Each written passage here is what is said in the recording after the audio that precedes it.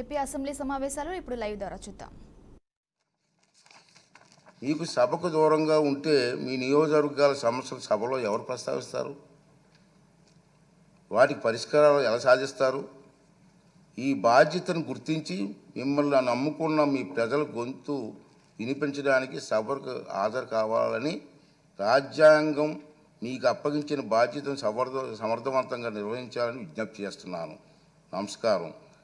ఈ రూలింగ్ తాలూకు ఇంగ్లీష్ కాపీని కూడా సభ రికార్డులో భాగంగా ఉంటుందని చెప్పి సందర్భం మనం చేస్తూ మీ అందరి దగ్గర సెలవు తీసుకున్నానండి. ఈ రూలింగ్ ఇవ్వాలనే ఉద్దేశంతో దీన్ని తెర వేయాలి. ఎక్కడో తెర వేయకపోతే పబ్లిక్ అందరికి తెలియాలా. అందుకే సామాన్యులకు అర్థమైన విధంగా చెప్పాలనే ఉద్దేశంతో నేను ఈ టైం తీసుకోవడం జరిగిందని చెప్పి మనం చేస్తూ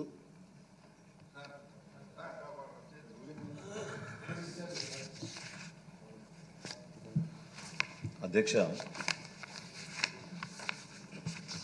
సభ యొక్క ఉందాతనం, గౌరవం, అదేవిధంగా బాధ్యత, ఈ మూడు కూడా కాపాడగలిగే శక్తి, అధికారం మీరు ఆ స్థానంలో కూర్చున్నారు కాబట్టి సభ అంతా కూడా మిమ్మల్ని ఎన్నుకున్నాం అధ్యక్ష.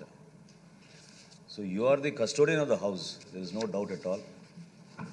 As presiding officer you can always exercise your discretion on several matters అధ్యక్ష. సభ నుంచి మేము సభ్యులుగా మేము కోరేది ఏంటంటే ఎప్పుడు కూడా ప్రజలు ఏ విధంగా ఒక ఆకాంక్షతోటి ఒక నమ్మకంతో మమ్మల్ని ఎన్నుకున్నారో ప్రజలకి సేవ అందించడానికి ప్రభుత్వం నుంచి మేము చేసే కార్యక్రమాలు సభ ద్వారా ఎంతో హుందాగా వ్యవహరించి రాష్ట్ర వ్యాప్తంగా ప్రజలకి మేలు చేయాలనే అంకిత భావంతో మేము అందరం ఇక్కడికి వచ్చాం అధ్యక్ష. సభ్యుల యొక్క హక్కుల్ని మనం పక్కన పెడితే మీరు అక్కడ సభాపతిగా ఉన్నప్పుడు మొదటి రోజు నుంచి కూడా వీరు కావాలని బురద జల్లడానికి ఒక ప్రయత్నం చేస్తున్నారు అధ్యక్ష. మీరు చాలా లోతుగా అధ్యయనం చేసి ఇప్పుడు మీరు చదివిన రూలింగ్తో పాటు నా మనవి ఏంటంటే ప్రొసీజర్స్, సభలో జరిగే కార్యక్రమాల గురించి పూర్తి అధికారం మీకే ఉంది అధ్యక్ష. అక్కడ వచ్చి కూర్చోవాల్సిన ప్రతిపక్ష సభ్యులు వాళ్ళ నాయకుడు వాళ్ళ బాధ్యతని విస్మరించి సభను, రాష్ట్ర ప్రజల్ని కూడా తప్పుదారి తీసుకెళ్లే విధంగా వాళ్ళకి లేని అధికారం కోరుకోవడం చాలా దురదృష్టకరం అధ్యక్ష. ప్రజలే మిమ్మల్ని చీకొట్టినప్పుడు, ప్రజలే మీకు ఆ గౌరవం ఇవ్వనప్పుడు సభాపతిగా మీరేం చేయగలుగుతారు అధ్యక్ష? మీరు ప్రతి సభలో మీరు చదివేటప్పుడు ఏ పార్టీకి ఎంత సంఖ్య ఉన్నదని మీరు చదువుతారు. అందుకని మేము ప్రభుత్వంలో ఉన్నా ప్రతిపక్షంలో ఉన్నది మీరు కాదు కదా అధ్యక్ష డిసైడ్ చేసేది. ప్రతిపక్షంగా వాళ్ళకి రావాల్సిన మినిమం నంబర్ రాలేదు కాబట్టి ఆ మాత్రం విజ్ఞత లేకుండా కేవలం ఇది ఒక దుష్ప్రచారం తీసుకెళ్ళడానికి వాళ్ళు చేస్తున్న ప్రయత్నాన్ని మీరు చాలా అద్భుతంగా మీరు ఒక చక్కటి రూలింగ్ ఇచ్చారు అధ్యక్ష. అయితే నా చిన్న రిక్వెస్ట్, నా మనవి జనసేన పార్టీ నుంచి మేము కోరేది ఏంటంటే అధ్యక్ష, మీరు ఆ రూలింగ్తో పాటు ఖచ్చితంగా ఈ మ్యాటర్ని మీరు సభా హక్కుల సంఘానికి మీరు రెఫర్ చేయాలి అధ్యక్ష. ఆ కమిటీ దీని గురించి ఇంకొంచెం లోతుగా విశ్లేషించి మీకు దీనిపైన రిపోర్ట్ అందించి ఎవరైతే ఈ విధంగా కంటిన్యూస్గా మాధ్యమాలు ఉన్నాయి కదా అని వాళ్ళు వాడుకొని ఒక నెరేటివ్ వాళ్ళు ఏదైతే ప్రజల్లోకి తీసుకెళ్తున్నారో దాన్ని ఖచ్చితంగా మన బాధ్యత అధ్యక్ష. మేము అందరం కూడా మీకు ఎప్పుడు అండగా నిలబడతాం. You have the powers, you are like you truly said అధ్యక్ష, you are the custodian of the house. As a custodian, you have to exercise your powers and duties. Through that only we can support our members in this long journey, అధ్యక్ష. రాష్ట్రంలో ఈరోజు నెలకొన్న ఆర్థిక విధ్వంసాల నుంచి మనం బయటకు వచ్చి ఆంధ్రప్రదేశ్ని మరొకసారి అభివృద్ధి పందాలను నడపాలంటే అందరం కలిసికట్టుగా పనిచేసుకోవాలి అధ్యక్ష. ఇట్లా అనాలోచిత మాటలు, మూర్ఖమైన నిర్ణయాలు తీసుకుని ప్రజలపైన ఈ విధంగా అభాండనాలు, మీపైన అభాండనాలు వేయడం అనేది సరికాదు అధ్యక్ష. తప్పకుండా మేము డిమాండ్ చేస్తున్నాం అధ్యక్ష. I request you please refer this matter to the committee on privileges.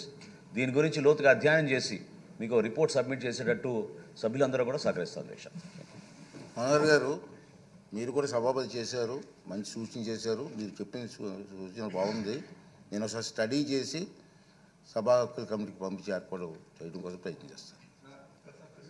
దీని మీద డిస్కషన్ వద్దండి ప్లీజ్. రూలింగ్ అయిన తర్వాత పెద్ద మాట్లాడండి. దీని మీద డిస్కషన్ అనవసరం. ఇంకా మనం ఆల్రెడీ రూలింగ్ ఇచ్చాం కదా. విషయం సభాపతి యొక్క హక్కులకు సంబంధించిన విషయం, రాష్ట్ర ప్రగతికి సంబంధించిన విషయం, రాష్ట్రంలో జరిగిన అరాచక ఆటవిక విధానాలకి ప్రతినిధి ఎవరో, ఏ విధంగా జరిగిందో ఇంకా కంటిన్యూ అవుతుంది. దోచుకున్న సొమ్ముతో మీడియాని నియంత్రించి తప్పుడు ప్రచారం చేస్తూ ఉన్నారు. దీని మీద సభ డిస్కస్ చేయాలి. అన్ని పక్షాలు డిస్కస్ చేసి తమరు సభా హక్కుల సంఘాన్ని పెట్టడంతో పాటు అసలు జరుగుతున్న పరిణామాలు ప్రజలకు తెలియాల్సిన అవసరం ఉంది. రాష్ట్రంలో ఏం జరుగుతుంది, ఏ విధంగా తప్పుడు విధానాలు వెళ్తున్నారు, ఒక నియంతలాగా, ఒక డిక్టేటర్ లాగా ఏ విధంగా పరిపాలన చేశారు, ఇవాళ కూడా అదే విధానంలో ముందుకు సాగుతున్నారు. 30 సంవత్సరాలు ముఖ్యమంత్రి అట.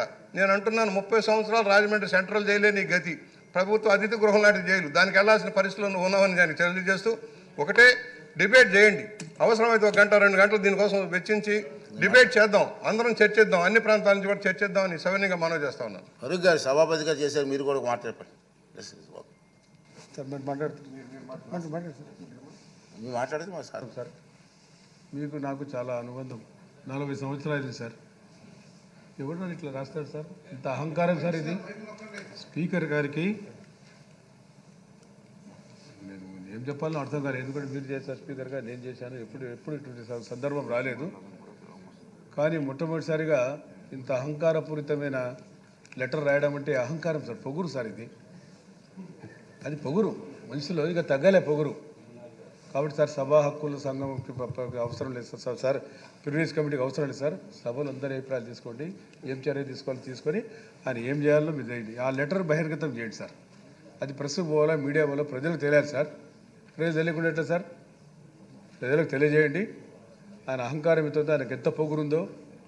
10 మంది 11 మంది గతంలో కూడా జనార్దన్ రెడ్డి 1994-99 దిగోడు చేశారు. అప్పుడు కూడా 10% ఏదో బుచ్చయ్య చౌదరి గారు తెలుసు.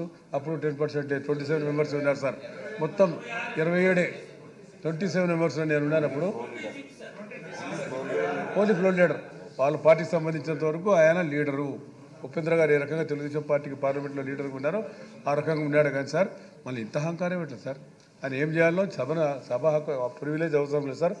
సభ బుచ్చయ్య చౌదరి గారు చెప్పినట్టు సభలో అందరి అభిప్రాయాలు తీసుకొని దాని మీద చర్య తీసుకోవాల్సిందిగా మేము నర్తిస్తున్నాం సార్.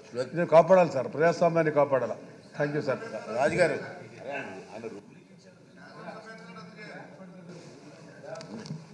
దీన్ని ప్రొలాంగ్ చేసి ఆలోచిద్దాం, డిస్కస్ చేద్దాం. అధ్యక్ష, అత్యంత గౌరవమైన పదవిలో తమరు ఉన్నారు అధ్యక్ష. అట్లాగే జగన్మోహన్ రెడ్డి గారు 11 సీట్లు వచ్చిన విషయం ఆయనకి రాష్ట్రమంతా తెలుసు.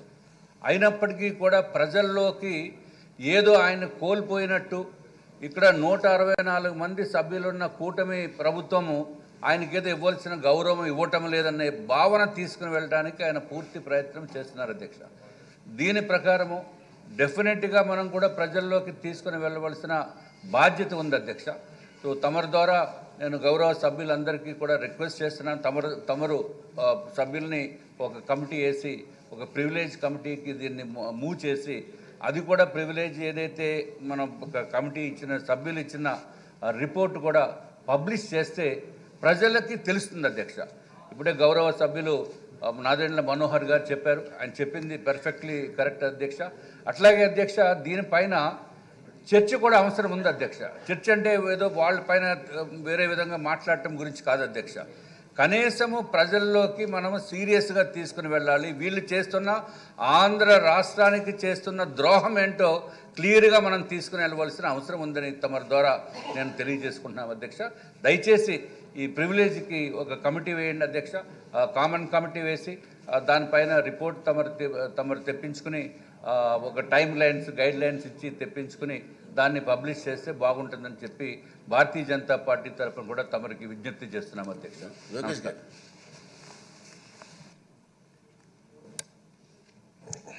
అధ్యక్ష, వాస్తవంగా చట్టసభలో చూస్తూ పెరిగినోడిని.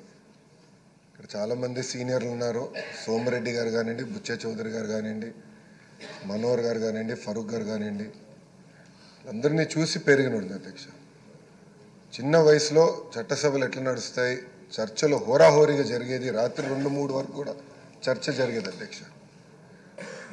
వ్యక్తిగతంగా ఎప్పుడు దూషించుకునేవారు కాదు, ఇష్యూ పైన మాట్లాడుకునేవారు, చట్టాలపైన చర్చ జరిగేది, ప్రజలకు ఏం కావాలో అదే చట్టసభలో అలాంటి చట్టాలే చట్టసభలు చేశారు అధ్యక్ష. ఇది నాకు రెండో అవకాశం అధ్యక్ష. గతంలో కౌన్సిల్లో చేశాను, ఈరోజు శాసనసభకు వచ్చాను అధ్యక్ష. కానీ అధ్యక్ష, ప్రతిపక్షం చేయాల్సిన బాధ్యత, వాళ్ళపైన ఉన్న బాధ్యత అంటే ప్రజలు వాళ్ళు గెలిపించారు 11 స్థానాల్లో, ప్రతిపక్ష చేయాల్సిన బాధ్యత కూడా వాళ్ళు చేయకుండా ప్రతిసారి వచ్చి గవర్నర్ గారి స్పీచ్ని కూడా డిస్టర్బ్ చేసి, ఇప్పుడు గవర్నర్ గారిని మనం గౌరవంగా పిలుస్తాం, ఆహ్వానిస్తాం 2 సభల్ని ఉద్దేశించి మాట్లాడేది, కానీ ఆయన్ని కూడా అవమానపరిచే విధంగా చేసి, గతంలో మేము కూడా ధర్నా చేసాం, కూటమి సభ్యులు ధర్నా చేసాం, బెంచెస్ దగ్గర ధర్నా చేసాం. ఏనాడు పోడియం దగ్గరికి మేము రాలేదు. గవర్నర్ గారు ఉన్నప్పుడు ఏనాడు పోడియం దగ్గరికి మేము రాలేదు. ఆ రోజు మేము చాలా డిస్కస్ చేసి గవర్నర్ గారిని గౌరవించాలి, మనం రాకూడదని ఉందాతన్నదో ఆ లైన్, ఆ లక్ష్మణ్ రేఖ ఏదైతే గీసాం మేము దాటలేదు అధ్యక్ష. అధ్యక్ష, నేను కూడా కొత్త మెంబర్ని, ఎస్పెషల్లీ అసెంబ్లీలో కొత్త మెంబర్ని అధ్యక్ష. రూల్స్ మేము కూడా తెలుసుకుంటున్నాం అధ్యక్ష. జనరల్గా మనోహర్ గారు ఇక్కడ ఉన్నారు, ఫరూక్ గారు కూడా ఇక్కడ ఉన్నారు, గతంలో స్పీకర్లుగా చేశారు. పార్లమెంట్ మనకి ప్రెసిడెన్స్, జనరల్ డిస్కషన్లో పార్లమెంట్ ప్రెసిడెన్స్గా తీసుకుంటారు అధ్యక్ష. అధ్యక్ష, directions by speaker of Lok Sabha క్లియర్గా ఉంది, దాంట్లో చాలా స్పష్టంగా 121